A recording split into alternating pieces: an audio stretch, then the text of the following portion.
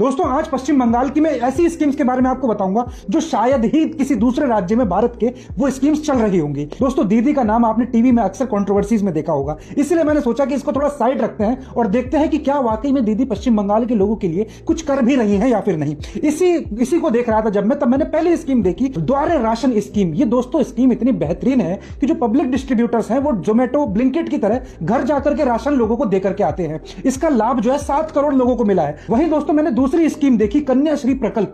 ये स्कीम इतनी इंपैक्टफुल थी कि 2017 में United nation public service award इस स्कीम को मिला था। इस स्कीम का कोर आइडिया यह है कि लड़की को स्कूल छोड़ने नहीं देना है। लड़कियां स्कूल क्यों छोड़ती हैं? टैलेंट की वजह से नहीं, गरीबी के कारण स्कूल छोड़ देती हैं, जिसके कारण उनकी शादी करवा दी जाती है। बस इसी चीज को रोकने के लिए इस स्कीम को लॉन्च किया गया था। इस स्कीम में 13 साल से 18 साल की लड़कियों को हर साल 1000 रुपए की स्कॉलरशिप दी जाती है। और अगर कोई लड़की पूरी 18 साल तक एजुकेशन कंप्लीट करती है, आगे भी पढ़ना चाहती है, शादी नहीं करती है, तो उसे 25,000 रुपए वन टाइम दिए जाते हैं। फिर दोस्तों एक स्कीम और देखी मैंने, लक्ष्मीर भंडार। इस स्कीम के तहत 25 साल से 60 साल की महिलाओं को 1000 से 1200 रुपए हर महीने दिए जाते हैं। आज कई स्टेट्स में यह स्कीम चल रही है, हो सकता है ज्यादा पैसे भी दे रहे हो, लेकिन जब यह स्कीम लॉन्च हुई थी तो वेस्ट बंगाल उन स्टेट्स में था जहां ये सबसे पहले स्कीम शुरू हुई थी। फिर एक स्कीम दोस्तों पश्चिम बंगाल की और बढ़िया थी, द्वारे सरकार इनिशिएटिव। इसमें क्या होता है कि जैसे हमें कोई सरकारी काम करवाना है तो हम अलग अलग दफ्तर जाते हैं। तब इस स्कीम के तहत क्या होता है, सभी दफ्तरों को इकट्ठा करके पंचायत लेवल पर